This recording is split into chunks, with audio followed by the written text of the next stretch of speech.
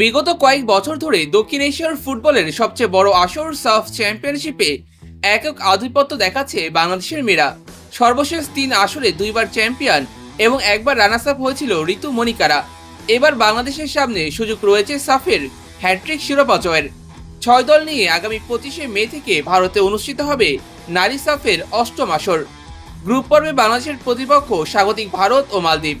আগামী 29শে মে বাংলাদেশ লড়বে মালদ্বীপের বিরুদ্ধে, আর 31শে মার্চ সাউথ এশিয়ান ক্লাসিকোতে লড়বে ভারত বাংলাদেশ। ম্যাচগুলো সরাসরি সম্প্রচার করবে টি স্পোর্টস। সাফের আসরকে সামনে রেখে থাইল্যান্ডে অনুশীলন ক্যাম্পে ব্যস্ত সময় পার করছে আফেইদা মারিয়ারা। তবে দলের সঙ্গে নেই পরিচিত 2 মুখ স্বপ্না রানী এবং মুনকি আক্তার। মূলত তাদের পারফরমেন্সের কারণেই তাদের বাদ দেওয়া হয়েছে, এমনটা জানিয়েছেন হেড কোচ পিটার বাটলার। এছাড়া ইনজুরির জন্য দলে নেই তরুণ ডিফেন্ডার নবীরন। থাইল্যান্ডে অনুশীলনের পাশাপাশি 2টি প্রীতি ম্যাচের পরিকল্পনা করেছিল বাফুফে। এর মাঝে গত 11ই মে নিজেদের প্রথম আনঅফিশিয়াল ফ্রেন্ডলি ম্যাচে থাইল্যান্ডের ক্লাব কাসেম বুন্তিস উইমেন্স এফসিকে 2-0 গোলে হারিয়েছে বাংলাদেশ। বাংলাদেশের হয়ে গোল 2টি করেছেন আনিকা রানী এবং উমেলা মার্মা। আগামী 17ই মে আরও একটি ক্লোজ ডোর প্রীতি ম্যাচ খেলবে বাংলাদেশ নারী দল। সেটি হবে সাফের আগে প্রস্তুতির জন্য শেষ ধাপ। বাংলাদেশের এই দলটায় আছে একাধিক তারকা ফুটবলার। গোলবারের নিচে দক্ষিণ এশিয়ার 2বারের সেরা গোলরক্ষক নির্বাচিত হওয়া রূপনা চাকমার সঙ্গে আছেন মিলি আক্তার। দুজনে আছেন দারুণ ছন্দে।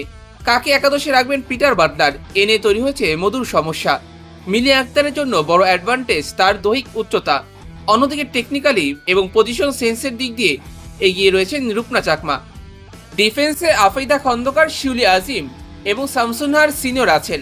তবে নবীরনের না থাকাটা দুঃসংবাদ বাংলাদেশের জন্য, কারণ ঘরের মাঠে ইউরোপের দেশ আজারবাইজানের বিরুদ্ধে দুর্দান্ত পারফরমেন্সের পর সেই ধারাবাহিকতা তিনি ধরে গেছিলেন এশিয়ান কাপের মঞ্চে। অন্যদিকে মিডফিল্ডে আবারও মনিকা মারিয়া এবং আক্রমণ ভাগে ঋতু, আনিকা, তহুরাদের ওপর বাড়তি নজর থাকবে বাংলাদেশের। তাছাড়া অনূর্ধ্ব-20 নারী এশিয়ান কাপে উড়ন্ত ফর্মে থাকা সাগরিকাও হতে পারে বাটলারের ট্রাম্প কার্ড। সব মিলিয়ে হট ফেভারিটের তকমা নিয়ে ভারতে যাচ্ছে বাংলাদেশের মেয়েরা।